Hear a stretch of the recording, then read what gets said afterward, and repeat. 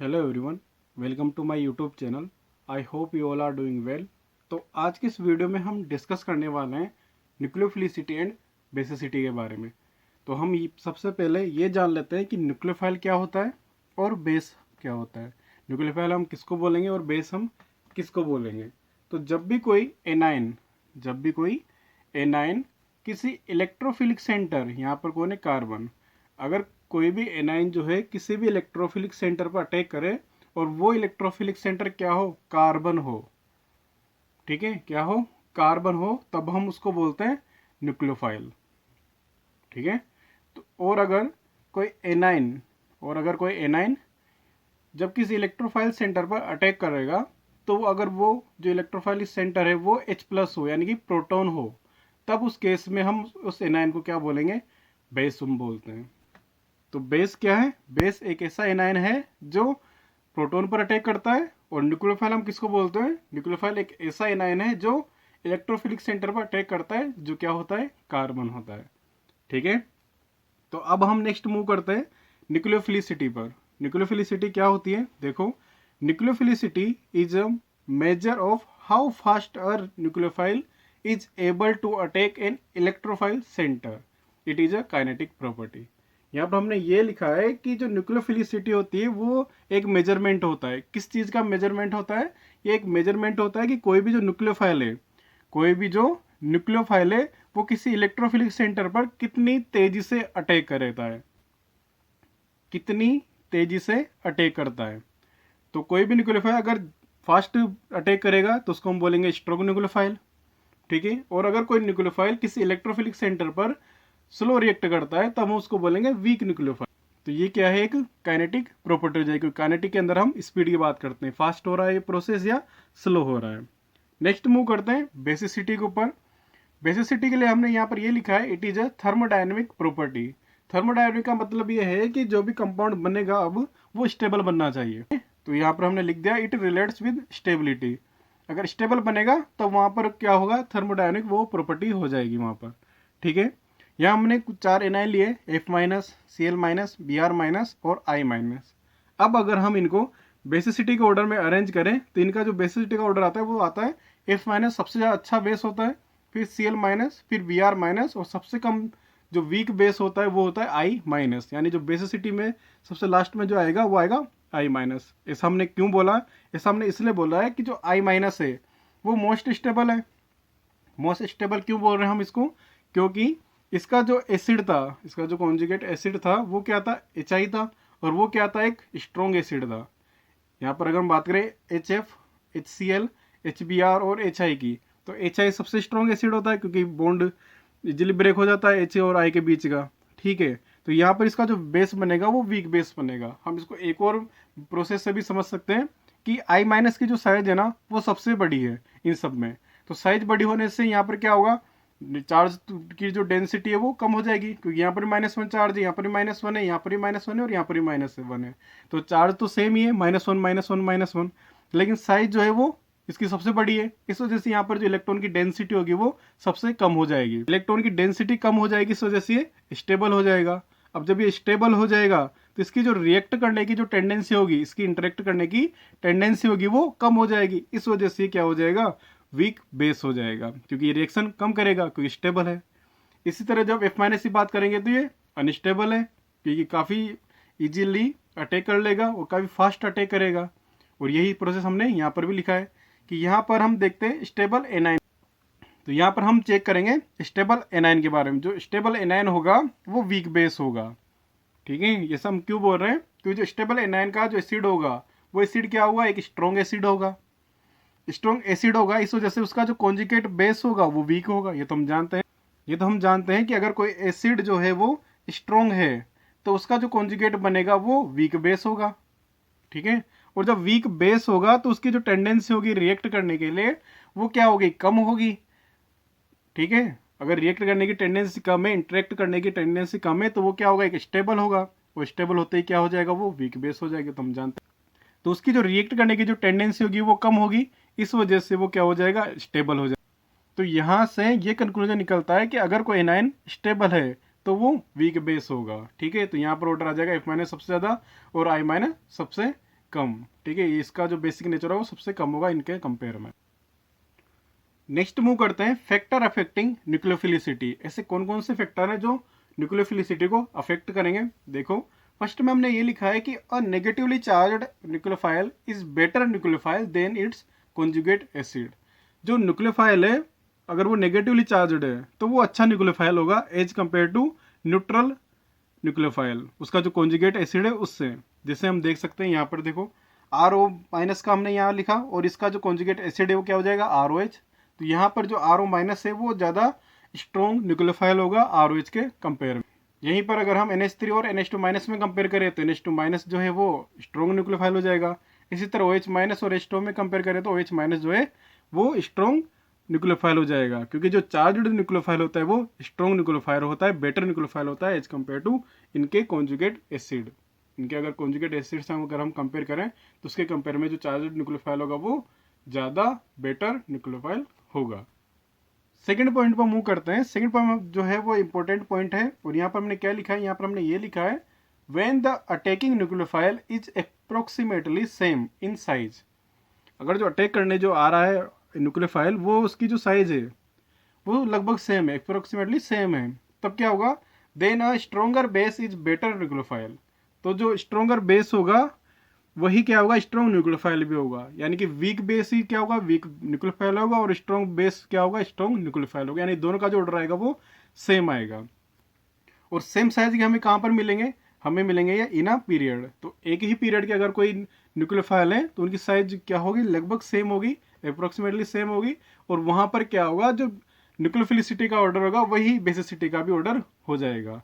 यही पॉइंट हमने यहाँ पे लिखा है अक्रॉस द पीरियड, यानी कि एक ही पीरियड के अंदर क्या होता है nucleophilicity and basicity order is same.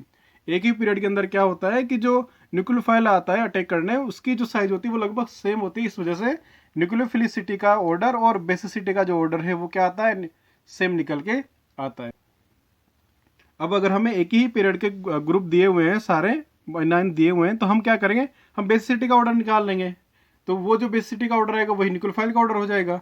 तो बेसिसिटी का ऑर्डर हम कैसे निकालते हैं स्टेबिलिटी के थ्रू निकालते हैं। और यहाँ पर अगर हम स्टेबिलिटी की बात करें तो स्टेबिलिटी किसकी सबसे ज़्यादा होगी, इसकी सबसे ज़्यादा स्टेबिलिटी होगी F माइनस की। तो ये क्या हो जाएगा वीकेस्ट बेस हो जाएगा, ठीक है। तो ये वीकेस्ट बेस होगा तो ये वाला क्या हो जाएगा स्ट्रॉन्ग बेस हो जाएगा। तो इनका ऑर्डर क्या आ जाएगा कंटिन्यूसली डिक्रीजिंग आ जाएगा इनका ऑर्डर।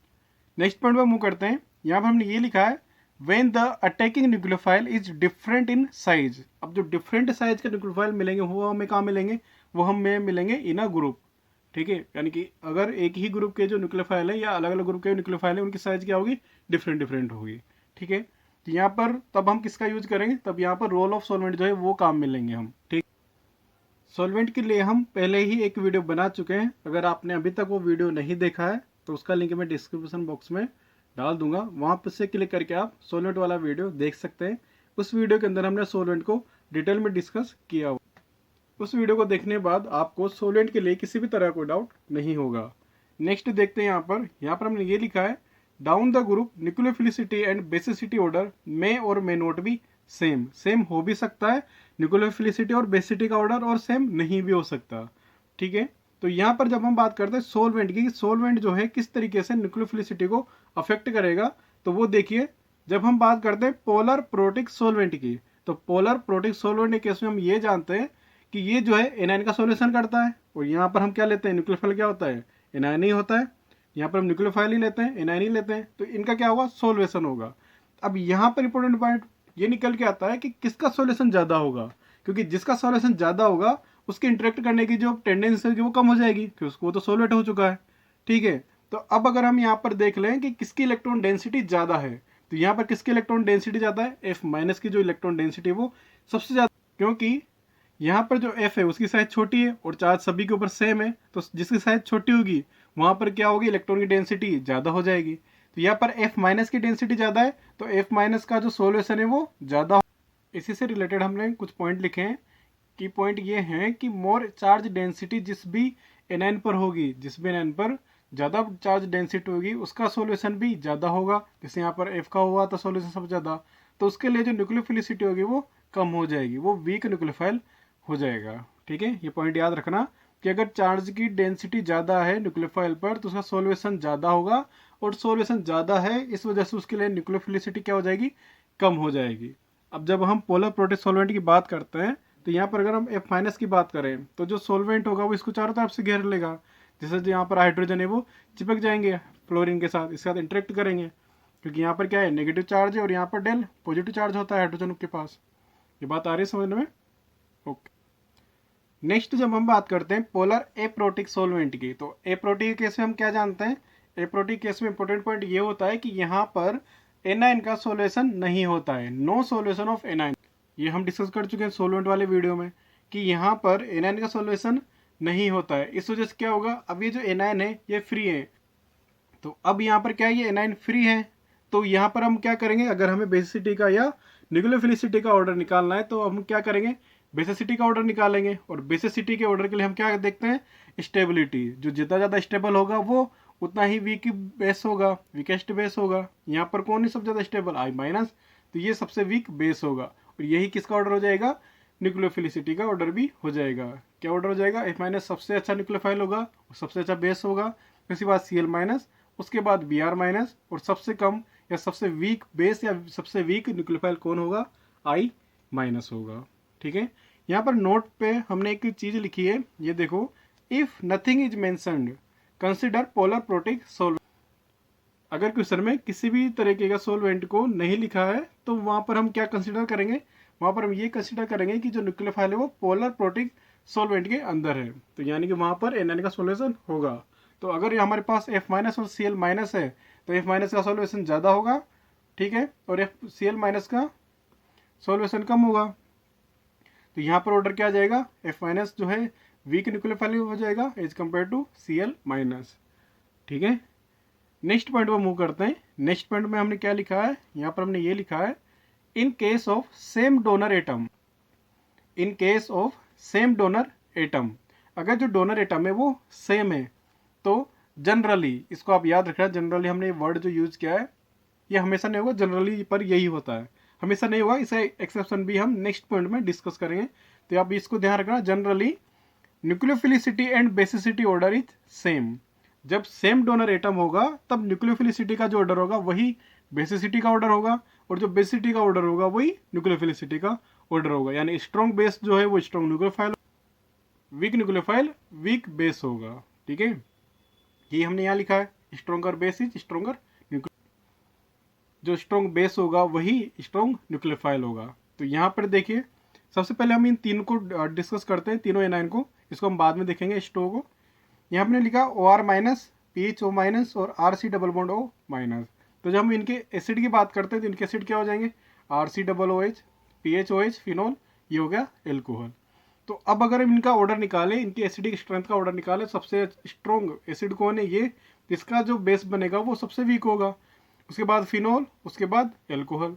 तो सबसे अच्छा न्यूक्लियोफाइल या सबसे अच्छा बेस को निकल के आ रहा है ये, उसके बाद ये, उसके बाद ये।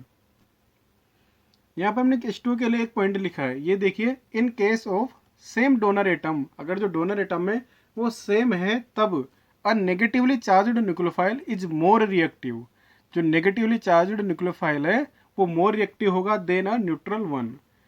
अगर सेम डोनर एटम है, जैसे देखो यहाँ पर भी ऑक्सीजन है, यहाँ पर ऑक्सीजन है, यहाँ पर ऑक्सीजन और यहाँ पर भी ऑक्सीजन है, तो जब सेम डोनर एटम है तो जो नेगेटिवली चार्ज्ड वाले होंगे वो स्ट्रॉन्ग न्यूक्लियोफाइल होंगे एज कम्पेयर टू न्यूट्रल वाले के कंपेयर में, as compare to neutral one. तो यहाँ पर जो H2 को भी अगर हम लिखें इस वाले ऑर्डर के लिए तो H2 क्या हो जाएगा, H2 सबसे वीक हो जाएगा यहाँ पर। ठीक है, लास्ट पॉइंट डिस्कस करते हैं, fifth one, nucleophilicity is affected by steric effect also. जो न्यूक्लियोफिलिसिटी होती है वो स्टेरिक क्राउडिंग की वजह से भी अफेक्ट होती है। किस तरीके से इफेक्ट करता है स्टेरिक इसको, यानी क्राउडिंग किस तरीके से अफेक्ट करती है, तो देखिए कि जो न्यूक्लियोफिलिसिटी होती है वो इन्वर्सली प्रोपोर्शनल होती है किसके, स्टेरिक हिंड्रेंस के। अगर स्टेरिक हिंड्रेंस ज़्यादा होगी तो न्यूक्लियोफिलिसिटी का ऑर्डर जो आएगा वो डिक्रीज वाला हो जाएगा, यानी जिसके लिए हिंड्रेंस जो होगी, स्टेरिक हिंड्रेंस ज़्यादा होगी वो वीक न्यूक्लियोफाइल हो जाएगा। ठीक है, और जिसके पास स्टेरिक हिंड्रेंस कम होगी वो स्ट्रॉन्ग न्यूक्लियोफाइल हो जाएगा। तो यहाँ पर हमने 3 न्यूक्लियोफाइल ले लिए, CH3 CH2O-, CH3 CH3 CHO-, CH3C CH3 CH3O-। तो तो यहाँ पर हम देख सकते हैं कि अगर हम बात करें किसकी, न्यूक्लियोफिलिसिटी के ऑर्डर की, तो यहाँ पर हम देख सकते हैं डोनर एटम कौन है, ऑक्सीजन, यहाँ पर भी कौन है, ऑक्सीजन, यहाँ पर भी डोनर एटम कौन है, ऑक्सीजन, तो सेम डोनर एटम है। अब यहाँ पर डोनर एटम क्या है, सेम है, तो न्यूक्लियोफिलिसिटी का ऑर्डर और बेसिसिटी का ऑर्डर क्या आना चाहिए, सेम आना चाहिए, लेकिन ऐसा नहीं, क्योंकि यहाँ पर जो हमारे पास कंपाउंड है उनके साथ क्या दिक्कत है, उनके साथ स्टेरिक हिंड्रेंस की दिक्कत है, क्राउडिंग की दिक्कत है। जैसे यहाँ पर ऑक्सीजन के साथ कार्बन जुड़ा है, इसके साथ 3+ वाले ग्रुप जुड़े हुए हैं, तो इलेक्ट्रॉन डेंसिटी को बढ़ाएंगे। यहाँ पर 2 बड़े ग्रुप जुड़े हुए हैं, CH3 इस वाले कार्बन से, तो ये भी इलेक्ट्रॉन डेंसिटी को बढ़ाएंगे। यहाँ पर लीनियर ये सिर्फ एक ही CH3 ग्रुप जुड़ा हुआ है, तो यहाँ पर एक ही CH3 ग्रुप की क्राउडिंग है, यहाँ पर 2 CH3 ग्रुप की क्राउडिंग है, यहाँ पर 3 CH3 ग्रुप की क्राउडिंग है। क्राउडिंग होने की वजह से ये जो न्यूक्लियोफाइल है, ये अगर किसी RX वाले कंपाउंड पर अटैक करेगा, तो यहाँ पर ये इलेक्ट्रोफिलिक सेंटर हो गया कार्बन, तो इसके ऊपर जब ये अटैक करने जाएगा तो ये क्या होगा, स्टेरिक हिंड्रेंस फील करेगा। यहाँ पर क्राउडिंग ज़्यादा है तो ये इजीली अटैक नहीं कर पाएगा, इंटरेक्ट करने में इसको दिक्कत होगी, ठीक है। और ये हम पहले भी डिस्कस कर चुके हैं, इसका क्या नाम होता है, टर्सरी ब्यूटोक्साइड आयन, याद है। यहाँ पर इंटरेस्ट क्या होती है, ज़्यादा होती है, SN2 रिएक्शन केस में हमने देखा था ना इसको। ये अब अगर हम यहाँ पर न्यूक्लियोफिलिसिटी के ऑर्डर की बात करें तो क्या हो जाएगा, स्टेरिक हिंड्रेंस के इनवर्सली प्रोपोर्शनल है न्यूक्लियोफिलिसिटी, तो यहाँ पे स्टेरिक हिंड्रेंस सबसे ज़्यादा है, तो इसके लिए सबसे कम, फिर 2 वाला, फिर 1 वाला। 1 के पास क्या है, सबसे कम स्टेरिक हिंड्रेंस है, तो ये क्या होगा, सबसे अच्छा न्यूक्लियोफाइल हो जाएगा। उसके बाद सेकंड, उसके बाद थर्ड। अब जब हम बेसिसिटी की बात करते हैं तो बेसिसिटी का ऑर्डर क्या होता है, बेसिसिटी का ऑर्डर वही होता है जो स्टेबिलिटी का ऑर्डर होता है उसका उल्टा। तो बेसिसिटी के इसमें क्या देखते हैं, स्टेबिलिटी देखते हैं। यहाँ पर मुझे बताइए इसमें इसमें और इसमें कौन सा एनायन सबसे ज़्यादा स्टेबल है, कौन सा एनायन सबसे ज़्यादा स्टेबल है, ये वाला, क्योंकि यहाँ पर एक ही +I वाला ग्रुप जुड़ा हुआ है, यहाँ पर 2+I वाले ग्रुप जुड़े हैं, ये एनायन को ज़्यादा डिस्टेबल करेंगे, ठीक है। यहाँ पर 3+I वाले ग्रुप जुड़े हैं, ये एनायन को हाईली अनस्टेबल करेंगे, तो यहाँ पर ये इसकी स्टेबिलिटी सबसे ज़्यादा है, तो ये सबसे वीक बेस हो जाएगा, ठीक है। तो फर्स्ट वाला सबसे वीक बेस, उसके बाद सेकंड, और सबसे स्ट्रॉन्ग बेस कौन हो जाएगा, थर्ड वाला, क्योंकि ये हाईली अनस्टेबल है, 3+I वाले ग्रुप जुड़े हुए हैं, ठीक है। ये पॉइंट क्लियर होते हैं सभी को। तो नेक्स्ट डिस्कस करते हैं कंपेयर न्यूक्लियोफिलिसिटी। यहाँ पर हम किसी क्वेश्चन को डिस्कस कर रहे हैं। जैसे फर्स्ट क्वेश्चन हमने लिया है OH- और SH-, इन दोनों में अगर हम न्यूक्लियोफिलिसिटी के ऑर्डर की बात करें तो हम देख सकते हैं कि यहाँ पर कौन है, ऑक्सीजन, डोनर एटम कौन है, ऑक्सीजन, यहाँ पर कौन है, सल्फर। ऑक्सीजन और सल्फर दोनों एक ही ग्रुप के हैं, तो यहाँ पर अब किसका रोल आएगा, अब यहाँ पर रोल होगा सोल्वेशन का, सोलवेंट काम में आएगा अब यहाँ पर। अब सोल्वेशन की जब हम बात करते हैं तो सोल्वेशन किसका ज़्यादा होगा, ऑक्सीजन का ज़्यादा होगा या सल्फर का ज़्यादा होगा, ऑक्सीजन का ज़्यादा होगा, क्योंकि जिसकी डेंसिटी ज़्यादा होगी उसका सोल्यूशन भी ज़्यादा होगा, और जिसका सोल्यूशन ज़्यादा होगा वो वीक न्यूक्लियोफाइल होगा। तो यहाँ पर ऑक्सीजन के ऊपर इलेक्ट्रॉन डेंसिटी ज़्यादा है तो इसका सोल्यूशन ज़्यादा होगा, यानी कि OH- का सोल्यूशन ज़्यादा होगा। यहाँ पर सल्फर है, इसकी साइज बड़ी है तो इसका सोल्यूशन कम होगा, तो इसका सोल्यूशन ज़्यादा होगा तो ये वीक न्यूक्लियोफाइल होगा। तो यहाँ पर हमने लिख दिया A स्मॉलर देन B अच्छा न्यूक्लियोफाइल होगा, A जो है थोड़ा वीक न्यूक्लियोफाइल होगा। अब अगर हम यहाँ पर बेसिसिटी की बात करें तो बेसिसिटी के लिए तो एक ही रूल होता है, क्या, स्टेबिलिटी का, जो ज़्यादा स्टेबल होगा वो वीक बेस होगा। यहाँ पर OH- है, यहाँ पर SH- है, दोनों में से कौन सा एनाइन ज़्यादा स्टेबल है। यहाँ पर हम देख सकते हैं यहाँ पे इलेक्ट्रॉन की डेंसिटी कम है SH पे, तो ये ज़्यादा स्टेबल होगा। यहाँ पे इलेक्ट्रॉन की डेंसिटी ज़्यादा है तो ये इसके कंपेयर में कम स्टेबल होगा, तो ये ज़्यादा स्टेबल है तो ये वीक बेस हो जाएगा, ठीक है। यहाँ पर हमने लिख दिया B, और सबसे ज़्यादा और इससे ज़्यादा कौन हो जाएगा, A, और इससे ज़्यादा कौन हो जाएगा, A, क्योंकि इसकी साइज जो है छोटी है और इलेक्ट्रॉन डेंसिटी ज़्यादा है, तो ये अनस्टेबल है। तो यहाँ पर ऑर्डर क्या हो जाएगा, A is greater than. Next question पर चलते हैं। यहाँ पर है PHCH2O-, यहाँ पर है CH3O तो यहाँ पर हम देख सकते हैं कि यहाँ पर भी ऑक्सीजन के ऊपर नेगेटिव चार्ज है और यहाँ पर भी ऑक्सीजन के ऊपर नेगेटिव चार्ज है, यानी दोनों में ही जो डोनर एटम है वो सेम है। तो अब हम जब डोनर एटम सेम होता है तब हम क्या देखते हैं, जब डोनर एटम सेम होता है तब न्यूक्लियोफिलिसिटी का जो ऑर्डर होता है वही बेसिसिटी का भी ऑर्डर होता है। तो अब हम यहाँ पर क्या करेंगे, हम यहाँ पर बेसिसिटी का ऑर्डर फाइंड कर लेंगे, और बेसिसिटी केस में हम एक ही बात जानते हैं क्या, कि कौन ज़्यादा स्टेबल है, जो जितना ज़्यादा स्टेबल होगा वो उतना ही वीक बेस होगा, और यहाँ पर ऑर्डर सेम है इस वजह से जो वीक बेस होगा वही वीक न्यूक्लियोफाइल भी होगा। अब हम इनकी स्टेबिलिटी को कैसे चेक करेंगे, तो CH2O- जो ग्रुप है ये तो दोनों में सेम है, यहाँ पे CH2O-, यहाँ पर भी CH2O माइनस, ये ग्रुप तो दोनों में सेम हो गया, कॉमन हो गया। तो जो बचा हुआ है उसको कंपेयर कर लेंगे। यहाँ पर कौन है, PH यानी फिनाइल, यहाँ पर है CH3O, ये है यहाँ पर मिथॉक्सी हो गया मतलब। अब इन दोनों में अगर हम देखें तो ये यहाँ पर क्या है, एनाइन है, ये भी एनाइन ही है। तो हम क्या देखेंगे, यहाँ पर एनाइन की स्टेबिलिटी को देख लेंगे।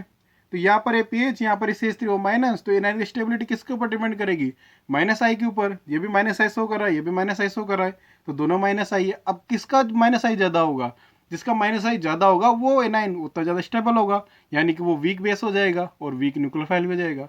तो यहाँ पर -I किसका, मिथॉक्सी का ग्रुप का, और फिनाइल ग्रुप का किसका ज़्यादा होता है। हम जानते हैं कि जो -I सीरीज होती है उसमें पीएच तो काफ़ी लेट आता है, काफ़ी बाद में आता है। पहले कौन आ जाता है, मिथॉक्सी आ जाता है, क्योंकि यहाँ पर ऑक्सीजन जो है वो इलेक्ट्रॉन खींच रहा है। यहाँ पर तो डबल बॉन्ड इलेक्ट्रॉन खींच रहा है, कार्बन कार्बन के बीच का डबल बॉन्ड, यहाँ पर ऑक्सीजन इलेक्ट्रॉन खींच रहा है। तो ऑक्सीजन इलेक्ट्रॉन खींचे और carbon carbon double bond electron खींचे, तो कौन ज़्यादा इजीली इलेक्ट्रॉन खींच लेगा, ऑक्सीजन। ठीक है, तो यहाँ पर जो इसका -I होता है मिथॉक्सी ग्रुप का, वो ज़्यादा होता है इससे, तो ये ज़्यादा स्टेबल होगा। तो ये ज़्यादा स्टेबल होगा तो ये क्या हो जाएगा, वीक बेस हो जाएगा और वीक न्यूक्लियोफाइल हो जाएगा। तो स्ट्रॉन्ग न्यूक्लियोफाइल कौन हो जाएगा, ये वाला, ये क्या हो जाएगा, वीक हो जाएगा। तो ऑर्डर क्या आ जाएगा, ये ज़्यादा अच्छा न्यूक्लियोफाइल होगा, ये इससे कम न्यूक्लियोफाइल। तो ये स्ट्रॉन्ग न्यूक्लियोफाइल होगा, ये वीक न्यूक्लियोफाइल होगा। नेक्स्ट थर्ड क्वेश्चन पे मूव करते हैं, जो काफ़ी इंपॉर्टेंट क्वेश्चन है, क्योंकि यहाँ पर एक से ज़्यादा कॉन्सेप्ट का हम यूज करेंगे। आप इसको ध्यान रखना कि ऐसे भी क्वेश्चन आते हैं एग्जाम में जिनमें एक से ज़्यादा कॉन्सेप्ट का यूज होता है। जैसे देखो यहाँ पर क्या है, बेंजीन रिंग है, उसके ऊपर CH2 ग्रुप लगा हुआ है और माइनस चार्ज है। यहाँ पर सेम बेंजीन रिंग है और ऑक्सीजन है, उसके ऊपर माइनस चार्ज लगा हुआ है। और यहाँ पर बेंजीन रिंग के ऊपर सल्फर ग्रुप लगा हुआ है, उसके ऊपर माइनस चार्ज है। तो जब हम बात करते हैं इसकी और इसकी, ए और बी की, तो यहाँ पर कार्बन के ऊपर नेगेटिव चार्ज है, यहाँ पर ऑक्सीजन के ऊपर नेगेटिव चार्ज है, दोनों एक ही पीरियड के हो गए। जब दोनों सेम एक ही पीरियड के हैं, सेम पीरियड के हैं, तब हम क्या करते हैं, स्टेबिलिटी, क्योंकि जो बेसिसिटी का ऑर्डर होगा वही न्यूक्लियोफिलिसिटी का ऑर्डर होगा, तो हम यहाँ पर स्टेबिलिटी को देख लेंगे। जो ज़्यादा स्टेबल होगा वो वीक बेस होगा अगेन। ठीक है, तो पीएच CH2 माइनस और PHO माइनस में कौन ज़्यादा स्टेबल है, यहाँ पर कौन है, ऑक्सीजन, यहाँ पर कौन है, CH2। तो यहाँ पर क्या होगा, इलेक्ट्रॉन की डेंसिटी ज़्यादा होगी तो सोल्यूशन ज़्यादा होगा, तो यहाँ पर हो जाएगा वीक बेस यानी कि वीक न्यूक्लियोफाइल, और ये क्या हो जाएगा, स्ट्रॉन्ग बेस यानी कि स्ट्रॉन्ग न्यूक्लियोफाइल। तो यहाँ पर ऑर्डर निकल के आ जाएगा A is greater than B। ए जो स्ट्रॉन्ग न्यूक्लियोफाइल है किसके कंपेयर में, B के कंपेयर में। अब ये तो A और B में हमने पता कर लिया। अब B और C की अगर बात करें तो यहाँ पर ऑक्सीजन के ऊपर नेगेटिव चार्ज है, यहाँ पर सल्फर के ऊपर नेगेटिव चार्ज है, दोनों सेम ही ग्रुप के एलिमेंट हैं। ठीक है, तो अब अगर हम इन दोनों को कंपेयर करें, जैसे यहाँ फर्स्ट क्वेश्चन में देखा था ना, ऑक्सीजन और सल्फर, सेम वही फंडा हम यहाँ पर लगा देंगे। ठीक है, तो यहाँ पर क्या होगा, सेम ग्रुप के है, तो अब यहाँ पर रोल ऑफ सॉल्वेंट काम में आएगा। तो सॉल्वेंट का रोल क्या होगा, सॉल्यूशन करना। तो किसका सॉल्यूशन ज़्यादा होगा, ऑक्सीजन वाले का या सल्फर वाले का, ऑक्सीजन वाले का जो है सॉल्यूशन ज़्यादा होगा। अब अगर हम यहाँ पर इन दोनों को देखें तो कौन सा अच्छा न्यूक्लियोफाइल होगा, जिसका सॉल्यूशन कम होगा, और किसका सॉल्यूशन यहाँ पे ज़्यादा होगा, इसका सॉल्यूशन ज़्यादा होगा, इसका सॉल्यूशन कम होगा, तो ये अच्छा न्यूक्लियोफाइल हो जाएगा, यानी कि C is greater than B। तो यहाँ से निकल के आ रहा है A is greater than B, यहाँ से निकल के आ रहा है C is greater than B। तो ये तो समझ में आ गई कि B जो है वो सबसे कम है, B C से भी छोटा है, B जो है A से भी छोटा है, तो सबसे छोटा हो गया B। अब यहाँ पर कौन आएगा और यहाँ पर कौन आएगा, अब हम इन दोनों को देख लेते हैं, किस किस को, A को और C को। तो A तो क्या है, PH CH2 माइनस, और C क्या है, PHS माइनस। यहाँ पर कार्बन के ऊपर नेगेटिव चार्ज है, यहाँ पर सल्फर के ऊपर नेगेटिव चार्ज है। तो अब यहाँ पर हम क्या देख सकते हैं, यहाँ पर हम ये देख सकते हैं कि ये तो है सेकंड पीरियड का एलिमेंट, ये है थर्ड पीरियड का एलिमेंट। ठीक है, और दोनों अलग अलग ग्रुप के एलिमेंट हैं। तो यहाँ पर क्या होगा, साइज के अंदर डिफरेंस होगा, और जब साइज के अंदर डिफरेंस हो जाएगा तो हम किसकी बात करेंगे, सॉल्वेंट की। यहाँ पर रोल ऑफ सॉल्वेंट होगा, किसका रोल होगा, सोलेंट का यहाँ पर रोल होगा। और सोलेंट का क्या रोल होता है, सोल्वेशन करना। तो सोल्वेशन किसका ज़्यादा होगा, जिसकी साइज छोटी है और उसका सोल्यूशन ज़्यादा होगा। तो सोल्यूशन किसका ज़्यादा होगा, जिसकी साइज छोटी होगी। तो किसकी साइज छोटी है, कार्बन है और सल्फर में, दोनों में से किसकी साइज छोटी है, कार्बन की। तो कार्बन का सोल्यूशन ज़्यादा होगा और सल्फर का सोल्यूशन कम होगा। तो जिसका सॉल्यूशन कम होगा वो स्ट्रॉन्ग न्यूक्लियोफाइल हो जाएगा। तो जो यहाँ पर ऑर्डर आएगा वो निकल के आ जाएगा C is greater than A। ये ऑर्डर यहाँ से निकल के आ जाएगा। तो अब हम यहाँ पर क्या लिख सकते हैं, C is greater than A, तो ऑर्डर क्या आ जाएगा, C फिर A और फिर B। ये बात क्लियर है। ये क्वेश्चन इंपॉर्टेंट इसीलिए क्योंकि यहाँ पर एक से ज़्यादा कॉन्सेप्ट का यूज हो रहा है। पहले तो सेम पीरियड वाले एलिमेंट थे यहाँ पर कार्बन ऑक्सीजन, फिर सेम ग्रुप वाले एलिमेंट थे, तो पहले हमने इन दोनों को कंपेयर किया, फिर इन दोनों को कंपेयर किया, फिर इन दोनों को कंपेयर कर लिया। ये बात क्लियर है? आई होप आपको ये वीडियो समझने में आया होगा और अब आपको न्यूक्लियोफिलिसिटी एंड बेसिसिटी के अंदर किसी तरह कोई डाउट नहीं होगा। Okay, thank you.